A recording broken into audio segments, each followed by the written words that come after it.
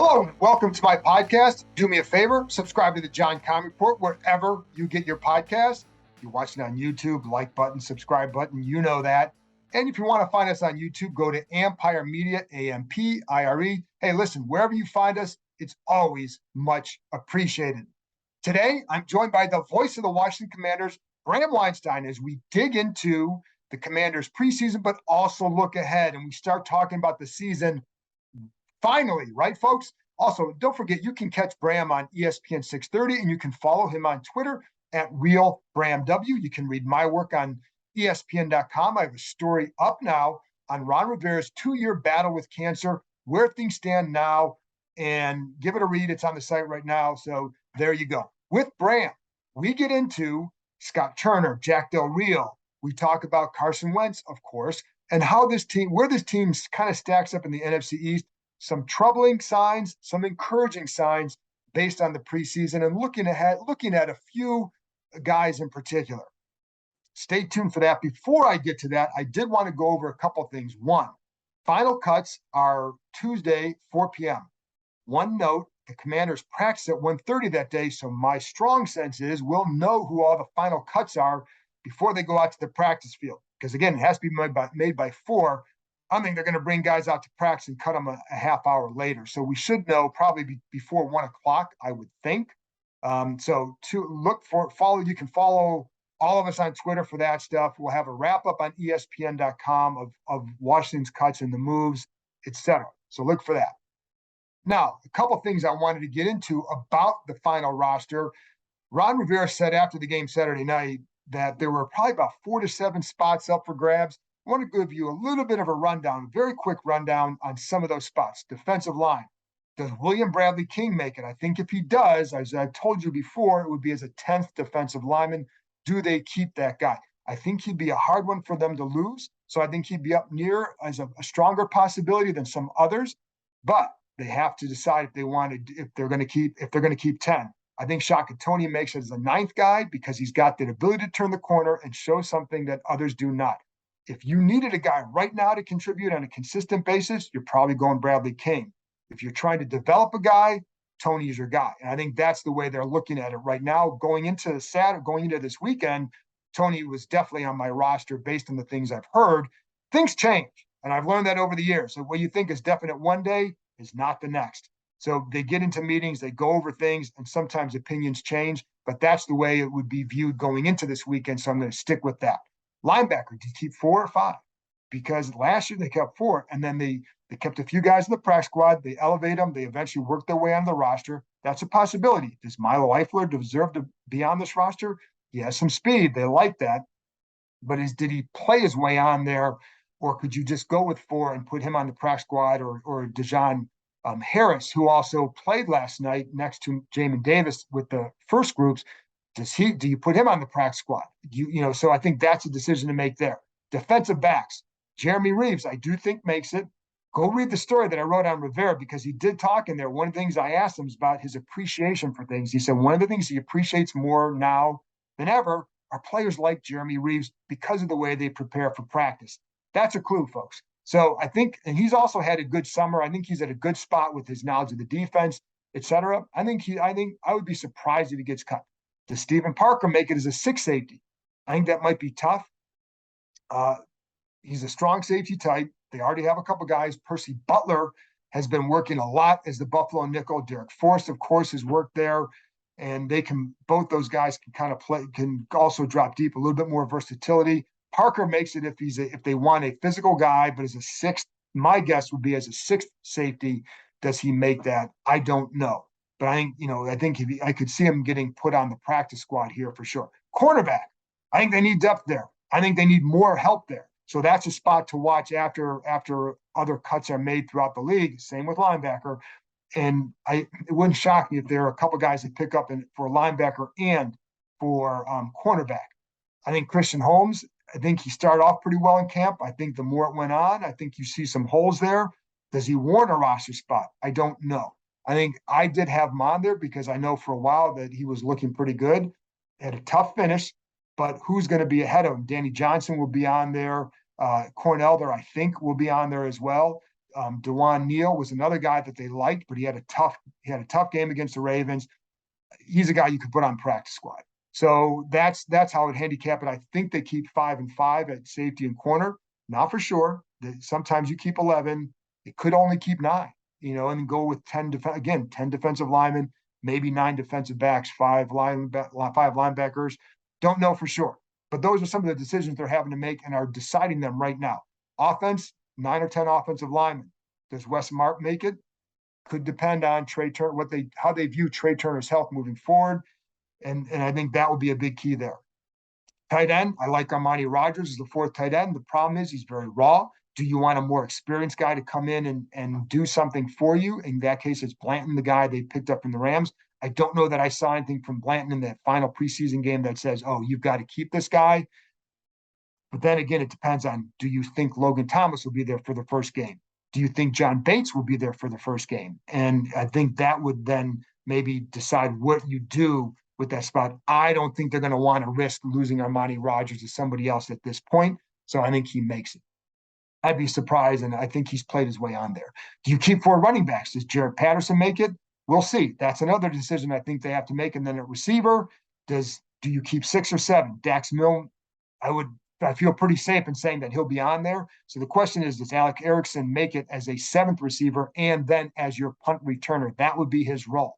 They like Dax Milne as a receiver more. So there you go. Those are some of the decisions the Commanders have to make over the next few days. Stay tuned pay attention to it on Tuesday. You can find us all on Twitter. All the beat reporters will be on there tweeting out the cuts, and you can read a wrap-up on ESPN.com. Anyway, that's it from me. Let's get to my conversation with the voice of the Washington Commanders, Bram Weinstein. Bram, another scintillating preseason in the books. By the way, and for some reason, I wanted to bring this up to start with this because this was a kind of a gross memory. And it just hit my mind because training camp is over and all that. The time that you and I shared that room in Carlisle with the moldy carpets. Do you remember that? Yeah. Yeah. I mean, we're such a far cry from all of that too, because we stayed in a dorm in a small town on we'd go get frozen custard from the stand down the street. There's 1 or 2 restaurants. There were players in the one bar everybody hung out at. I mean, Gingerbread Man. We're just such a different place, honestly. And it's crazy that we're where we are now, and that they practice the way they practice. They do it from their home facilities. That's actually most of the league now. They do it from their home facilities, and it's a different world for sure. It's a different world, but also in that dorm, if you remember, the shower would drain onto the carpet, and like we each had our bedroom. There was a main area, and the shower would drain onto the carpet. It was great. Oh man. Yeah. The joys of sports media. I have no complaints about my career, but there are these moments where you go, what am I doing here? Like what is happening right now? Yes. I actually did like Carlisle, but I just always remember that room as like, that was kind of gross. So you definitely had to use sliders or flip flops or whatever to walk into that bathroom. It was just a different level. Yeah. Anyway, nobody wants to hear about that. So this thing is wrapping up. Preseason the 3rd game wraps up. No starters except for a couple, Jamin Davis, James Smith-Williams, Benjamin St. Juste. But I want to start with what your sense of this. Do you feel like you have a good sense of who this team is and can be after now that we're heading into the regular season portion? Not really. Maybe you could tell me if you do. I mean, because last night, nobody played. So that's really hard. I thought we'd probably talk about this a little bit if you want. I mean, Sam Howell's nowhere near being the starting quarterback, but I actually thought he was very good. The one thing that was kind of exciting last night to see him play a whole game, and I thought he played really well. Outside of that, I think I'm concerned about situational football. Like this has happened 3 weeks in a row. Last night's was they get inside the 5 twice and can't score a touchdown. Granted, none of those people that were on the field are going to be playing, in 2 weeks when they play Jacksonville. So it's kind of hard to get, particularly upset or call it a trend or anything like that. But in Kansas City, they were on the opposite side of the 50 multiple times. They could not convert 3rd downs.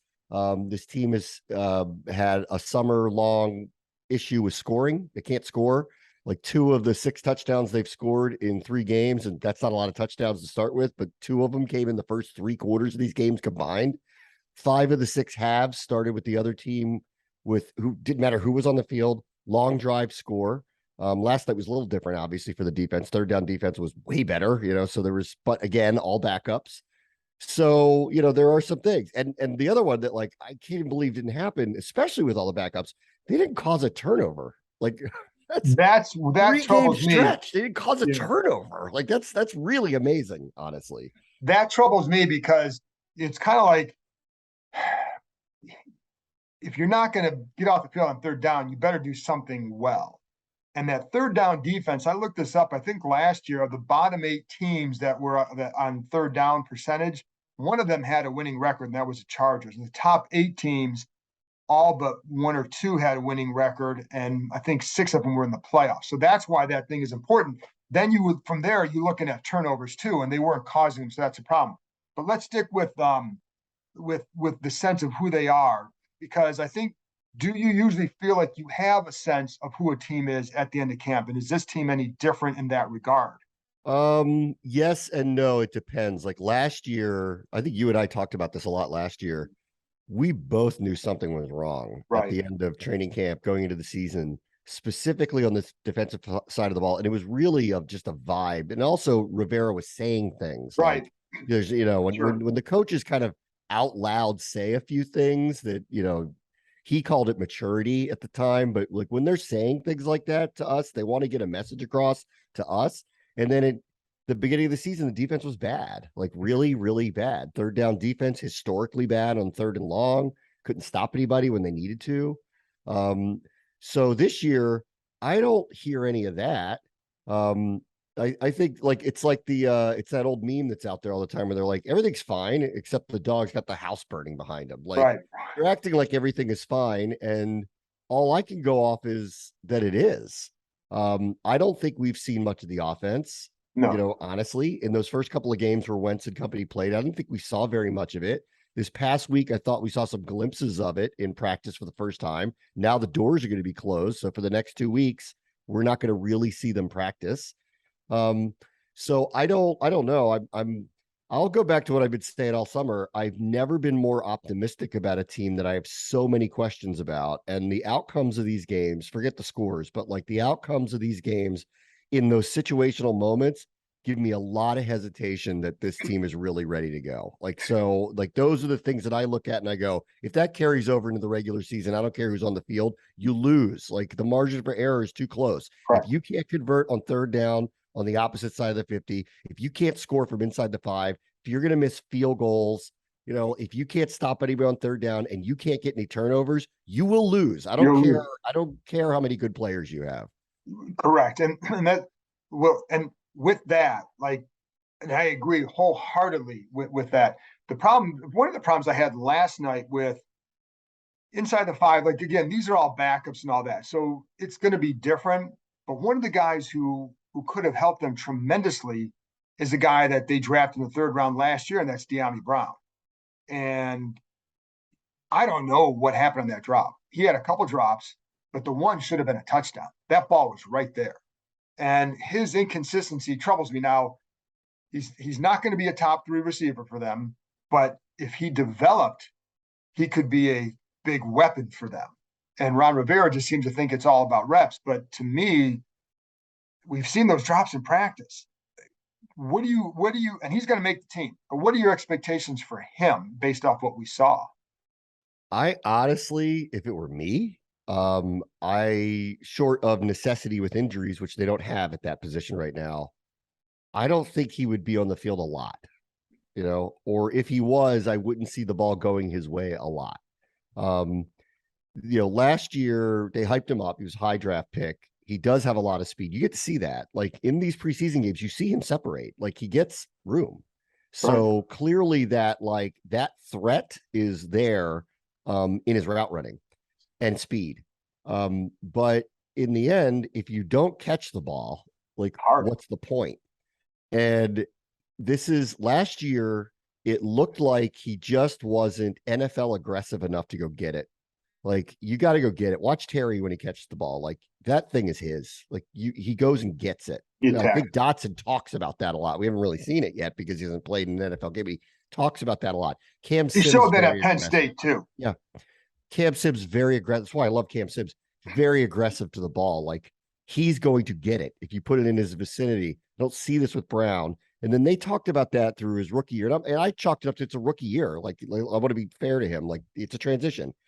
And they said he needed to get more physical.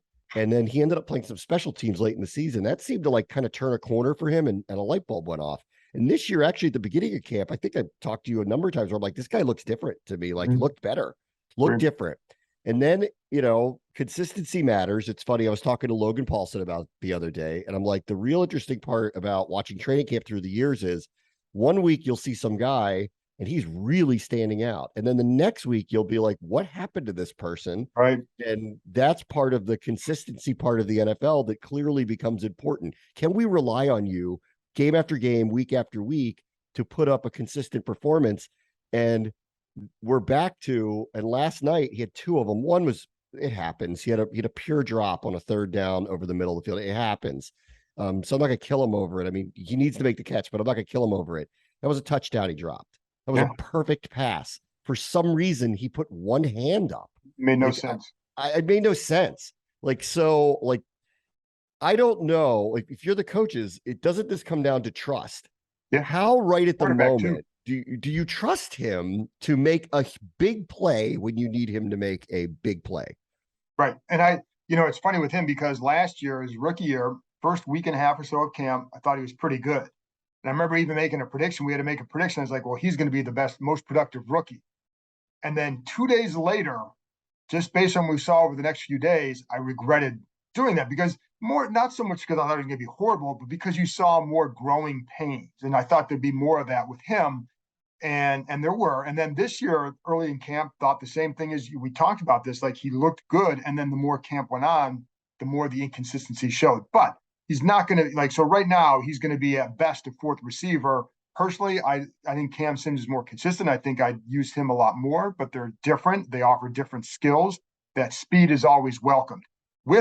With the whole, let's go back to the offense too, less about last night and more about the offense in general and those third down situations, because the big key to me with those is not just sustaining drives, obvious, but they have a lot of guys that they can get the ball to. If they want to use a running back by committee and use Antonio Gibson and use McKissick and Robinson, all of them, you can't do that unless you're converting third downs, because then it allows you to get into more of the playbook as well. So with that, how do you think the running back position is going to shape up this year? That is such, I never thought it would be this complicated, but it is. All three of them, I know Gibson's gotten some heat because things kind of switched around, but all three of them deserve to be on the field. All three of them deserve to have opportunity, and it's going to be up to the offense and Scott Turner to figure out how to do that. Like, there really is a one ball problem here. And that's a good problem, I would think, to have. Hopefully it's going to end up manifesting as a good problem. It looks like Brian Robinson is your standard in between the tackles running back, but we did learn during camp he can catch the ball, especially in traffic. That was a surprise development. I didn't hear that about him coming out of college. I heard all the other stuff. He looks like an NFL running back. Antonio Gibson, I think, will be a primary backup, if you could put it that way. I still think he'll get 5 to 10 carries a game. I don't see why he wouldn't. And then I think if you're not figuring out a way to get at least a handful of targets his way, I think you're making a mistake, because he's the guy of all of them, of all these weapons, that turns the 5-yard pass into the 60-yard play if he makes somebody miss. So I don't know how that person ends up on the bench, which then goes to JD McKissick, where I'm like, well, if both of those guys are going to be doing this, when does he get opportunity? And of the three of them, as a pass receiver and move the sticks player, there's nobody more reliable on the team than him. No, so he's one of the best third down weapons in football. There's definitely going to be weeks where people get lost in the shuffle, like whether it's McLaurin 1 week or Dotson 1 week, or at least one of these running backs. And the interesting part is I can't wait to see what they roll out, because I don't think they've practiced the formations and what they're going to do. And I could see that there would be this kind of gut feeling of let's just kind of blow the roof off everybody and do all these things no one has seen. And I'm not so sure that that's going to be coordinated well because I haven't seen much of it, and it will be under the auspice of trying to get everybody the ball. So, this summer I thought would be about trying to figure out what are they good at collectively, knowing that they have all these pieces. And I don't know that I really have actually an answer to that at this point, other than to say I'm very confident of the skill position group in totality. In fact, I think it's one of the best in the league. And I think it's one of the best that this team has had, top to bottom, running back, tight end, receiver, in a very long time. I think it's very good. I think the other thing, Bram, too, is to watch the pairings, because I think, again, I've talked about this before, but like the versatility that these guys offer leads to multiple different pairings, and you can pair if you want to J.D. McKissick and Gibson, or McKissick and Robinson, J.D. and Robinson together, and then you throw in Curtis Samuel in there. You can use him in that running back set as well, so it gives them that versatility. But it will be hard to you're right. Like there were weeks last year where it's like, why didn't JD McKissick get the ball much this week? He seemed to be an afterthought. And then the next week he catches 8 passes or whatever it is. So I think that will be the case. But what do you think? What do you think the offensive identity should be for this team? Honestly, I think they're a run team with short and intermediate passes and the occasional shot over the top when they get the right matchup. That said, watching them practice this past week where I actually thought we saw some real formations and some real pairings like you're talking about. I finally got a glimpse of what I thought it was going to be, which is they have specific people that are very good at very specific zones on the field. And for the first time, and this goes back to Diami Brown a little bit, because I think he is a true deep threat if he makes catches, that I think that they are versatile in all 3 stages of the field. The stuff out of the backfield, the intermediate routes, and then the deep game. And that's rare. Like they haven't had something like that where I don't know if they get the right pairings out there, how in the world a defense can expect to defend them. I think they're going to be stretched by them. And then it's up to the Commanders to figure out how to utilize it, get the right matchups, and make the most of the opportunity that they have in front of them. That said, just going back on what I've seen from Wentz the last couple of years, he's excellent in the short and intermediate game, play action, ball fakes, getting the ball out of his hands quickly. So he's got 3 receivers that should be able to thrive in a system like that. He's got 3 running backs that could potentially thrive in a system like that.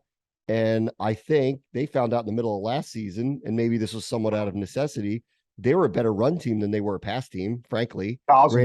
Granted, they have a better quarterback now, but that's the truth of it. So I actually think that I don't think they're going to be chucking the ball down the field a ton, at least not initially. I think they'll take their shots here and there. But the reality is ball's getting out of Wentz's hand really fast in the hopes of getting it into the hands of a speedy player who can make somebody miss. And I can make an argument in the case of at least Gibson, McKissick, McLaurin, Dotson. There's a lot of options there to do that, and it might be a safer way to play. Well, and I think what Robinson gives you that consistency as a runner to stay ahead of the chains. And it's funny because last year,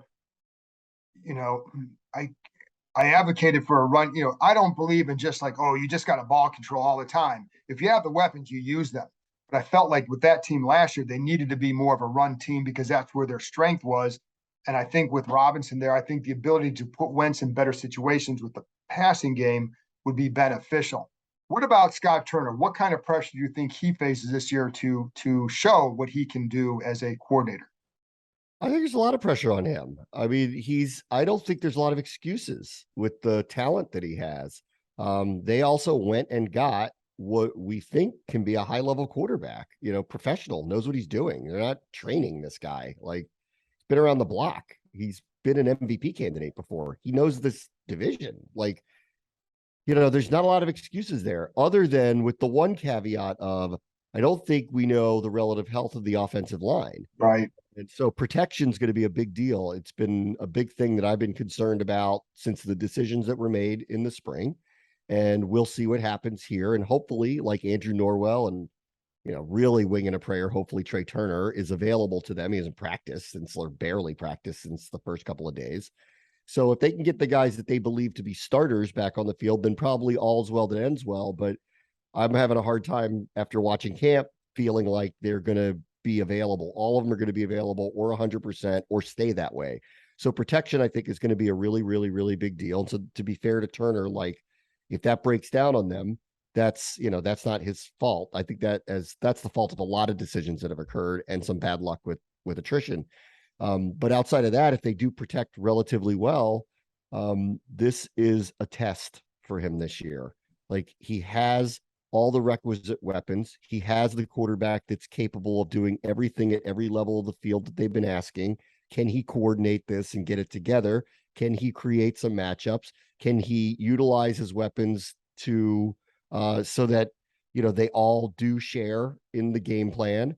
And does if there's a week where Terry McLaurin gets lost in the game plan, or JD McKissic gets lost, or Jahan Dotson gets lost, how do they then react? Are they going to be reactionary? Because, like, as you pointed out, there were weeks where JD McKissic didn't get the ball, and then all of a sudden it almost felt like they had to the next week because they wanted to be reactionary to what was being said.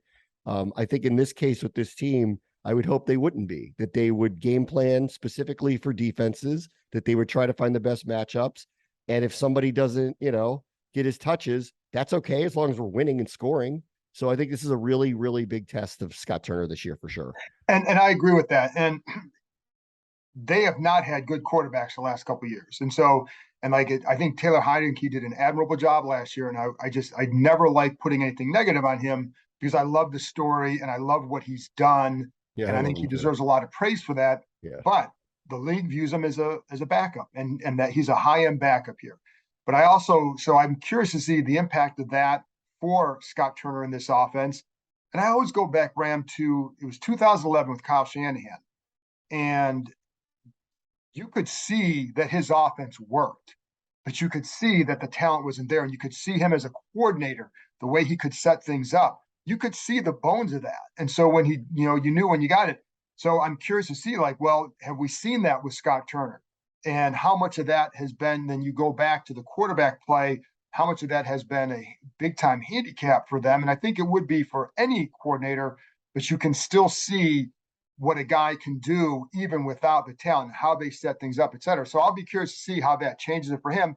And then again, the third downs will be a big key because the more you can convert those and at least be good in that area, then the more you can get to your playbook and setting things up, and we can see more of the design of it. But I agree. I think this is a big year for him to show that. Conversely, well, you know what? I'm going to get to Jack Del Rio in a second, but let's stay on offense real quick because you brought up Sam Howell earlier. What is it that you liked about him this summer?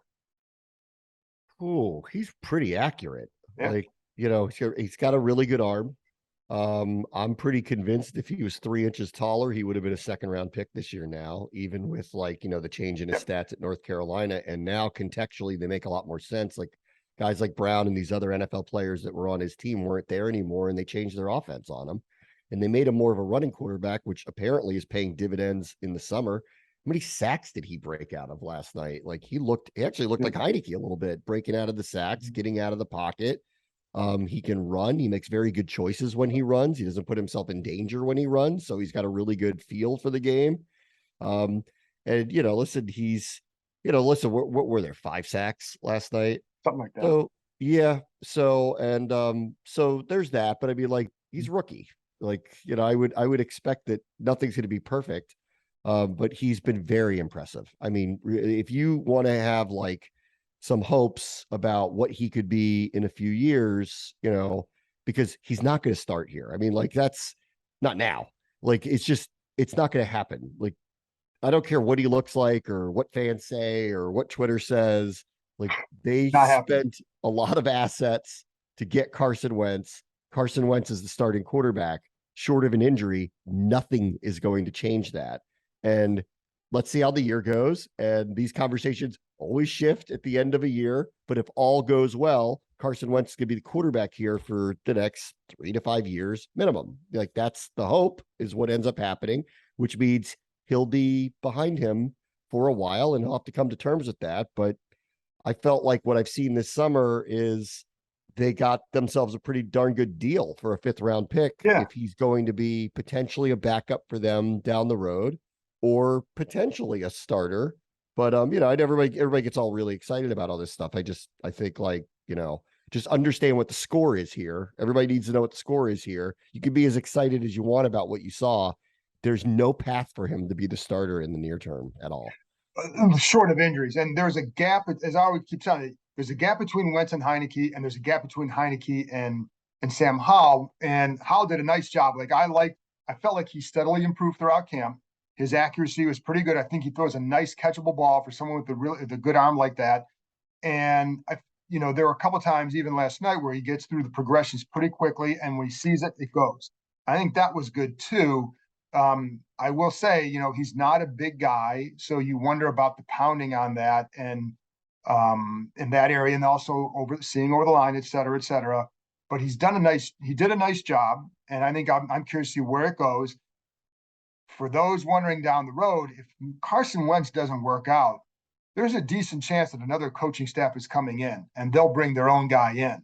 So unless like something happens to Wentz like next year or something like that, and Howell goes in and does something, I would see him as much as a future backup here. That, to be honest, I think that's almost the best thing because it means that Wentz is worked out. So, and I think if they can develop him into a solid backup, then you have him next year instead of Heineke, who is a free agent after the year. So let's get to the defense. Jack Del Rio, same thing with Scott Turner. Hot seat for him Um, or no? I'm not there yet with any of that stuff. Like, I felt like we've talked about this a lot where Rivera almost kind of put himself on it a little bit, even though there's no whiff of it, at the beginning of the year, because he's like saying, like, I know it's year 3, I know we need to win more. Well, when you say things like that, like all of a sudden you're putting the pressure on Right. yourself and no one's putting it on you, outside the organization. With Del Rio, it's probably a little different than Turner. I think, Wentz is new. There are some the protection could be a problem, so there are some potential built-in excuses if they're not a top 15 offense this year. Although I would look at them a little more critically than I have in the past because I think talent is there to be something like that. But with Del Rio, I think in Rivera too, for that matter, for this purpose of this discussion, while I don't look at them and go, that's the 85 Bears, they're a little out of excuses here in terms of them being a reliably good above average defense. Yeah. I'm not demanding them be in the top 5, although the schedule reads like they should be in the top 10. And I'll just take upper half at this point.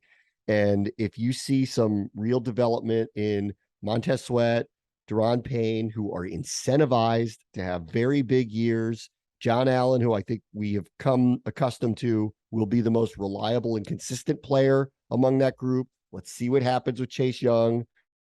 There are some serious questions about depth in the secondary and certainly at linebacker. So I don't think this is a complete roster by any stretch, but I really don't feel like there's many excuses for them any longer. This is year 3 of about the same group of people that we've been told are very capable and we believe are very capable of being very effective. And if they're in the bottom half of the league, I don't know if there's an excuse for that this year. So we'll just have to see how it plays out. Well, listen too, look at the front 6, because they basically play a 4-2-5 essentially. You look at that front 6 when Chase Young is back, 5 of those 6 guys are former first round picks because you throw Jamin Davis in there. So you've got to have a certain level of success with that. And I think one thing with Del Rio, because first of all, he didn't pick the staff. So when you're a coordinator, I think it's not just on you to get this right. When Greg, and I always point out, when Greg Williams was here, he had a really good staff. There were good coaches. Greg Blosh was a hell of a coach. Steve Jackson was a good secondary coach. So they were good in that regard. I don't know, when you look at this defensive staff, I think they've got to prove themselves too as being a good staff. And again, though, that's not who Del Rio picked. Not make an excuse for them. That's just a fact. 2 years ago, they were top 5 in yards and points allowed. That's also a fact. Now, you look at the schedule 2 years ago, subpar quarterbacks, last year tougher quarterbacks. But I also felt like last year, it wasn't just the quarterbacks. I just think they didn't play well. So I just want to see a unit that is a competitive, well-coached unit. And you, again, Yeah. the same thing I say with Scott Turner. You can say that about a team that is maybe like they may not be great, but you say, hey, they do things right. They're well coached, whatever. Get off the field on third downs, and I think people will be happy because that will automatically improve you. So I think there's pressure to do much better and to get that defensive line playing in unison and being the anchor of that defense the way they should be. But I think we'll see if they're really bad, then at the end of the year, then there's going to be a lot of speculation. But I think so much of this year, or so much of defense is based on the quarterbacks you're facing, and based on the schedule, they should be better. So we should expect improvement in that area, correct? Yeah. Oh, I think so. I mean, like go look at their schedule. I've been talking about this for months. Go look at their schedule. Like there's not a lot of excuses here, at least on paper. They're not playing this murderer's row of quarterbacks again like they did a year ago. Right. The same thing happened to Philadelphia last year. Philadelphia had a top 5 defense, but they weren't really a top 5 defense. Nope. It was because of the schedule they ended up playing. Yep. Very much like Washington 2 years ago. And look at what they did in the offseason. They know that they improved themselves on that side of the ball significantly because they did not look at that and go like, we were writing how great they were after the year of 2020, and they regressed, if you will, but played a tougher schedule. Philadelphia played a weak-ish schedule against a lot of weak-ish quarterbacks, had a top 5 defense, but did not sit back and go, oh, I guess we're good.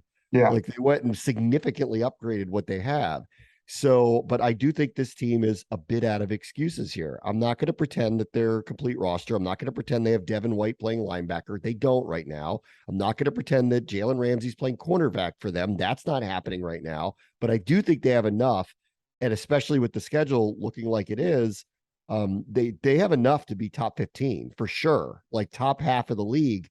And I think anything short of that would be a disappointment. And there are a couple things from the preseason that I mentioned earlier that are problematic. Like their third down defense, the first couple of games looked like it did a year ago. When they come out of almost every single half, it's as if they're like not ready to go and they get behind and they give up points and they're not causing turnovers. And that's a carryover too. Last year, they did not cause a lot of turnovers. No. So these are the things that win games. And this is on them to be better. So hopefully they will be, and they'll start playing to the potential again that I think we all know that they have. Right, and I'm with you. I think the excuses are done. I'm not trying to defend Del Rio or not. I think it's more to it than just fire the guy and change him. That's always too simplistic, because with these failures, I think it's on a staff and an organization. It's on the players. And again, even with the D line, if you didn't like Sam Mills, well, now he's gone. Go play better. So now what you felt was an impediment is gone. So now it's on you to play better. So, but yeah, I do think like they have to improve. They have to play better. I'm concerned about the corner depth. I thought early on in camp, like, could Holmes be a guy that does something is Danny Johnson coming off a good year? I did not like the way it unfolded throughout the summer. So to me, that's a concern. How do you feel like in the NFC East this team stacks up? Pretty well. I mean, that's the good news. I think they're in a division where, they can be and should be very competitive. Just on paper, it looks like the Giants are a third or fourth place team to me, in a first year with a new head coach and a roster that I would say is the weakest of the 3 teams. So of the 4 teams. So I don't expect them to surprise anybody. Dallas looks like a regression, at least on their roster. They also have suffered a bad injury the other day. I don't think you replaced Tyron Smith. Right. When Jerry Jones is saying everything goes through Zeke, really? Like, if you watched him the last couple of years, they gave Amari Cooper away. I don't know why. Randy Gregory got away. Like, they did not improve. Like, there's no way you can make an argument that they're improved from where they were a year ago. And when their coach is sitting there being questioned about his job security on day 1 of camp, and they open the season against Tampa Bay and Cincinnati, and they could be 0-2, like, I don't know. That one has the feel of it's not going to go very well, or they're going to be like 500. So I like that, for Washington's chances. The one I think that's dangerous is Philadelphia. Yeah. Like if Jalen Hurts takes the step that people are suggesting he might, he actually becomes a more accurate passer. They're really, really, really dangerous. Yeah. Their offensive line is well coached, tremendous amount of talent, extremely athletic. They added AJ Brown, so they get a real number one receiver. Devontae Smith had a very good rookie year. Goddard's as good a tight end as you're going to find. They know how to run the ball. Outside of Lamar Jackson, Hurts is the best at this zone read rush offense as a trigger man on it. He's incredible at it. So if he actually becomes more accurate, they're dangerous. And their defense bulked up. Like I don't think they're just a favorite in our division. I think they're a prohibitive one, actually. I think they're a prohibitive favorite. They're like the team to chase. And I would go so far as to say, I wouldn't be surprised if they're a high seed in the playoffs, the way the NFC is kind of shaking out right now. Like I think they're a very dangerous team. And I agree with it. All hinges on Hurts. It's just like I think here, so much hinges on how good is Wentz. If Hurts is really good, they're a threat. If Wentz is really good, I think, it wouldn't shock me if those two teams are duking it out at the end at all. But I think for both teams to get to a certain point, that has to happen. I think I have more questions on Washington's defense, but I did like what the Eagles did. What about we got a couple minutes left, most encouraging sign and then most discouraging sign for you with Washington this summer? Well, because I had so many questions about Wentz, I actually feel good about him. So that to me is very encouraging. Like those first couple of weeks of camp, that was real. What was happening? They could spin it all they want, but it was. And then they were making an excuse of it's just camp, calm down. Like this is not abnormal. Like, and I'm watching the ball go all over the place and be off here and off there. And I was worried. And then the two preseason games came along. And honestly, in practice, and I feel like there's a complete different control. Now, we haven't seen him in the live games again.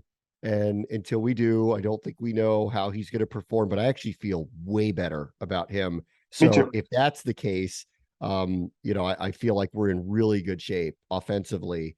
And then outside of that, like, that was the one that really, for me, was the one I thought a lot of eggs were put in that basket. And I think he's starting to look like what they said he was going to be. And if that's going to happen, I think we've learned this through the years because we have not had it. Good quarterback play can take you a long way. If they're going to have it, even if it's not top 5 quarterback play, but again, not only the defense, top half of the league, top 10 quarterback play, there's going to be a lot more wins and losses if that happens. Right. So that's what I'm actually pretty optimistic about until I see him play in real games. But man, my nerves are calmed after seeing him, progress through the summer and playing those 2 preseason games. I actually feel very good about him heading into the season. So in a minute, what was the most discouraging? Got about a minute. I think the defense, like, especially because in camp, they look like they're killing people. And then they get out on the field and they can't stop anybody. And this is the starters. So that is discouraging. And hopefully things will change there. There you go. And it's a funny thing with the defense, like, well, they weren't showing everything, but the offenses they were playing weren't showing everything either. So I'll be curious to see how that plays out. But that to me will be, again, like I said with Wentz, it may be, if the defense plays poorly, it's going to be a tough season to match the expectations. Bram, thank you very much. Last thing on the defense, real quick. Okay. I'll just say this really quickly. I agree with Doc Walker now when he said this last week to me. They cannot rely on that front four just to get the pressure. They got to be more aggressive. So I fully anticipate them bringing way more pressure this year, especially early in the season. That's what I think. I think it needs to happen. I agree with them. I'm 1,000% in agreement. When they lost Young and Sweat, they were more aggressive on third downs. That has to continue with those guys in there. I think it makes it more effective. And I agree with both you guys on that. Bram, thanks a lot for coming on. And next time we'll talk will be after the Jaguars game. Sounds good.